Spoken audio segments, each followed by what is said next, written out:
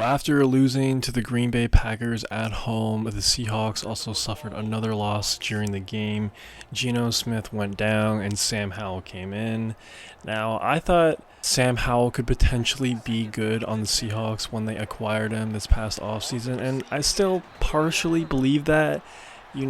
Coming in relief of Geno on Sunday Night Football and a huge game against one of the best teams in the NFL isn't really the most ideal spot for him. And I know his job as a backup QB is to be ready for that opportunity, and he really didn't look good. He looked like a statue out there, still taking a lot of sacks, through a pick, of course. I don't know. I would kind of like to see Sam Howell get a proper week of preparation with the ones before having a full clear assessment on him. Now I know that definitely wasn't a good introduction for him to the Seahawks fans, and I'm sure they never want to see him again, but still want to see Sam Howell get one more shot at it. I know he didn't look good, but that's just me. And also, another narrative about Sam Howell was that, look how good Geno Smith is compared to Sam Howell. And, that's a good, interesting point because Geno Smith is definitely a starting QB, at least the last couple of years. Last year wasn't great. This year has kind of been mixed. And obviously in 2022 he went off. I do think he's a starter, but I think he's a lower tier starter. So if you're really going to compare Geno Smith to Sam Howell's performance, especially on short notice, I don't really think that's the smartest thing to do. I like Geno, but I really think he's a bridge quarterback at best. I really think this roster is really loaded and talented. And, hypothetically, if the Seahawks got a rookie QB from last year's draft, like what if they got Michael Penix? What if Bo Nix was on the Seahawks? What if JJ McCarthy? Granted, we don't know what JJ McCarthy can do in this league yet, but just imagine if Bo Nix was on the Seahawks. I don't know, man. That would be a very, very scary team. Maybe a deep playoff run team. I don't know, but regardless, kind of had to ramble a little bit there, but it's just a lot of narratives going on with Geno and him being overvalued and all that. I just don't agree with that. I still think the Seahawks need to add another QB because whether or not you like Geno Smith and whether or not you're a fan of him, I really think there's only ceiling that he can take your team every year, and it's not a very high ceiling. So that's just me.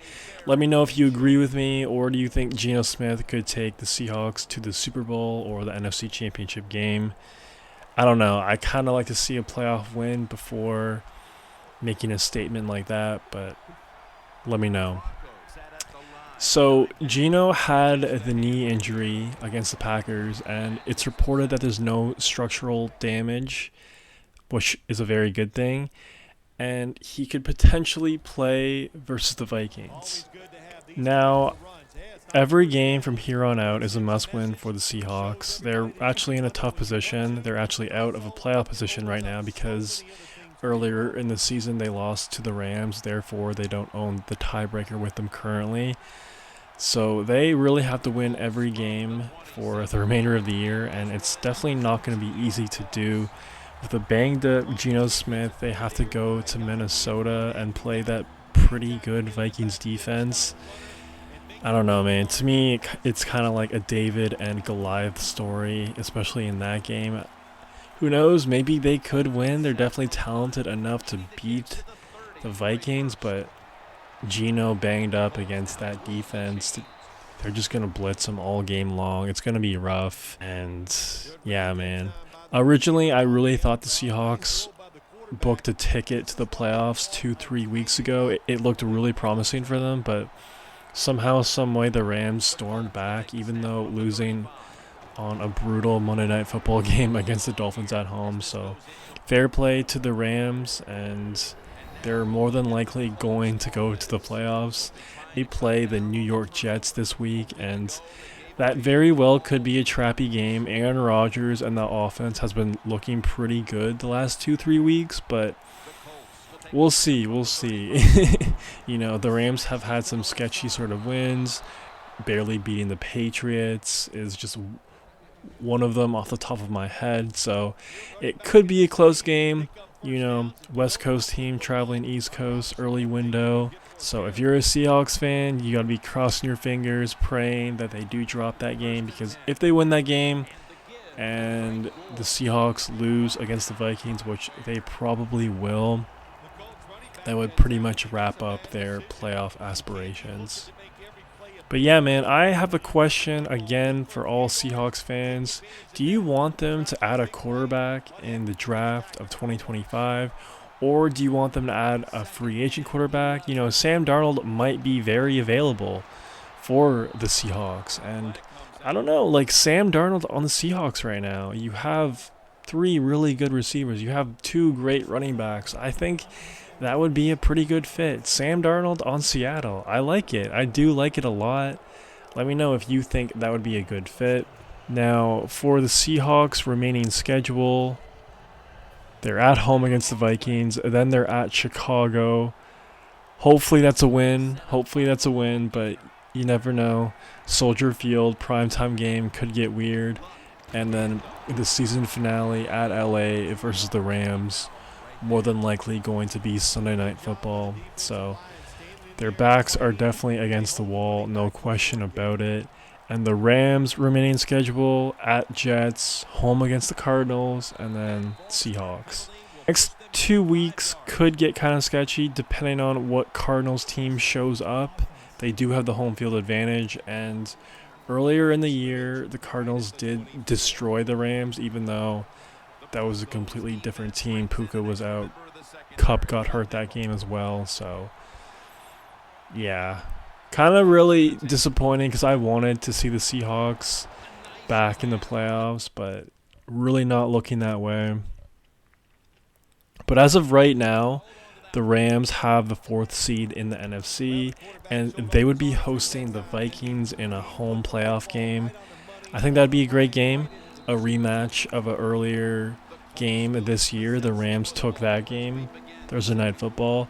I think that'd be a really entertaining game to watch, and I wouldn't be surprised if the Rams at least win one game if they do make the playoffs. I mean, Matt Stafford, Cooper Kupp, Puka, Kyron.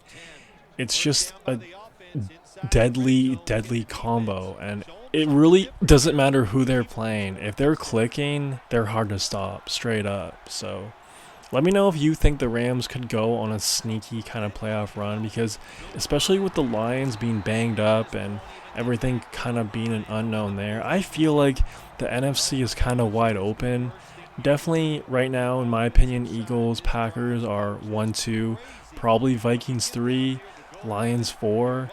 The Bucks are really competitive as well, so NFC should be a very fascinating playoff kind of season, and we'll see what happens, man. We'll see what happens.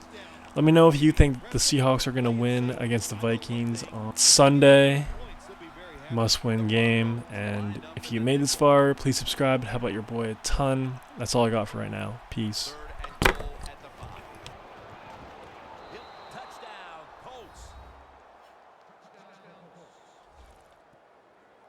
The second quarter just barely underway, and they've erased the deficit and tied things with that touchdown. Yeah, Jim, this kind of reminds me of a chess match. It's a good job going out there tying things up. Now we'll see the strategy from the other team. The Broncos back deep, ready to receive.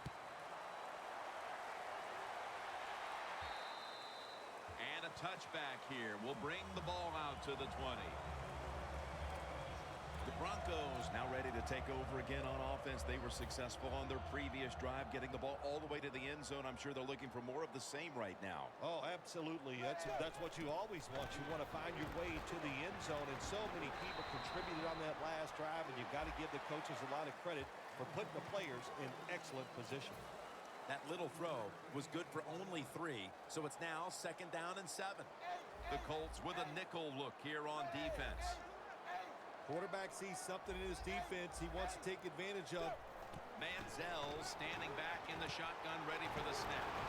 And Sanders is stopped there. That's reception number 2 for him.